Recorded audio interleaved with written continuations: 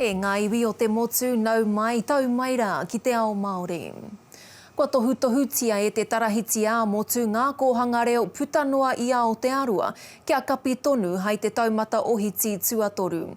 E ai ki te tāhuhuranga pūkia ANGUS HARTLEY, ko te nuinga o ngā whānau e ki ana he mōrea rawa te whakatuwhera anō. Ka mutu he whakatau e tautoko nāna e te Premier. Te haumarutanga te matu o te kohanga reo. The general feedback was that they couldn't open in a safe way for kohanga to operate. He neki atu te hautoru o ngā kaimahi kohanga reo he pakeke e noho rānei ki te rōpu tūraru ma te korona. Ai ani pāna rātau ki te hoki, ki te mahi. Our health and safety of our kaumātua is paramount to the learning of our reo. So if that impacts on the way that we need to operate and the way we need to kōrero to our mokopuna, then by all means, we need to take that on board. E te toko nei te Premier i te whakatau o te tarati o tiranga kura ko hunga katoa, ka whakahaumaru tonu, o rātau hapori. We trust them to make those decisions. Of course, our overarching message is still, if you can work and learn from home, you should work and learn from home. And that, of course, includes our children and young people. Hei tā Hartley ke te whakarite tonu rātau he mahere e tautoko wai ngā whānau ka hoki ki te mahi, a e tauna ki tonu ana ngā kohanga e whakako ana a ipurangi. Ka mutu kua timata hoki te whakarite mahere ka heke ane te taumata ohiti ki te pae tuarua. We've been trying to surmise what level 2 or level 3 and level 2 we're going to look like, and level 1. So it was, we've been trying to work how would that work. It's not something that we haven't, it's probably more the when. E hara hoki te mea ka kati te katoa o ngā kohanga reo, kei tōna rima te kautonu putanua i te motu ka tūwhera, he oe ka whai ngā tikanga haumaru. James Perry, te Ao Māori. Kāri ki te a te mema pāremata o te tai tokerau Matt King i te rānei, i whakahe ia i te tonoa hone harawira kia tiro i ngā mahi a ngā tūtei, e ki nei ia he mahi takahi tureke. Ka mutu te āhua nei e tautoko nāna King e ngā prihimana. Hei kōrero i tēnei take kia whakawhiti atu tātou kia rukuwai tipene Alan. Rukuwai, kei te tautoko rānei ngā prihimana i ngā wāhi tiro i te tai tokerau. E wikitoria HETA hone HARAWIRA ai. He kaha te mahi tahi ki waingani ia hone HARAWIRA ngā wāhi mā tiro me ngā prihimana. Ka mutu HETA ana ka ūtonu ia ki ana whakahaere. Ko ki mai a hone HARAWIRA, ko u ia ki raro i ngā here o ngā tikanga whakahaere. Ka mutu e rā here i kōrero hia e te Premier. Nā tēnā e ki ana ia ka ūtonu ia ki tana kōrero atu, ki tana wero, ki te manuka i takoto atu, kia Matt King. It's 10:20.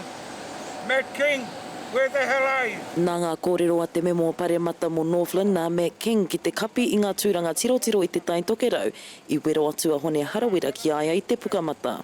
Jacinda Ardern has said that they're lawful and they're not impeding people, and that's not true. They are unlawful and they are stopping people going about their lawful business. Haere mai, kia tūtahi tāua ki rungi i te rori nei. Kia kita i te katoa te ao, he aha ngā kaupapa kia mōhiwa ia, he aha te pai o te mahi nei. HETA King he nui ngā amu kua tau ki aia, e tahi o wera kua tai ki ngā prihimana, me tētahi amu mai tētahi kainoho i pai hia. Confronted him, got in his face, challenged him, and one of them deliberately coughed on him. Deliberately. And he felt really threatened by it. Tā te kaiarihi o te kaupapa HETA hone harawira e āta mahi ana rātou kia tiaki i ngā whānau, ka matu horekau i te riri. Ina kite ana koe i te raru me tū koe.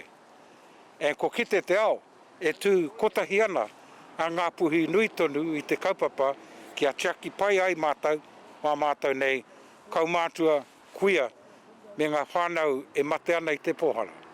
I wero te kaiarihi o te pāti nā hina rā Simon Bridges i te kaupapa i tēnei wiki, e rangi ai ki te Premier, horekau anō tētahi amu kia tai ki aia, me tana mōhio ki te aronga o te mahi. E rapu ana te kore take i tētahi mana mōna. If you want to talk about politics, you want to talk about who's running these checkpoints and what their motivation is, but it's not politics to me, it's me responding to constituents from right across the political spectrum that come to me. Kōrero ke, te pirimia e tautoko ana I wēnei mahi. Ka kōrero tahi ngā tūranga 00 kia taua rātou mahi mo te taumata tuatoru. Ruku ai Tipene Allen, te Ao Māori. No muri mai tana tautoko I ngā wāhi tiro ārohe ina nahi nei, e puta I te primia o na whakaaro mo te whakahaere tonu I aua wāhi tūteira. I te taumata tuatoru. Mō te roa ngāke kia tahuri mata o rā atu kia HETA Gardiner e tū mai ana ki pāre mata. E HETA he hara ngā kōrero te wā. Tēnā koe Wikitoria, kia ora mai rā tātou e te motu whānui. Tika tonu ko ngā wāhi tiro, tētahi o ngā kaupapa kua kaha pāororo ki ngā pakitara o tēnei whare te whare pāre mata I ngā rā tata nei whai wāhi ngā prihimana ki te paku kōrero mo te kaupapa. Ko te pirimia tērā, ina nahi me te ki, mena kai te mahi tahi rātau ki te taha o ngā prihimana, mena kai te tōtika te whai, kaore ana pakuraru ki ngā wāhi tiro. Koe ana I tētahi āhuatanga, kua kaha toro tia, ko te pātai ia mena rānei kai te whakai, te pirimia, kia whaia ngā wāhi tiro I te taumata tuatoru. When we move to level 3, will you still be comfortable with these checkpoints operating? Yeah, to the degree that they are working with civil defence and police, because keeping in mind it is only the police and civil defence who are lawfully able to stop people.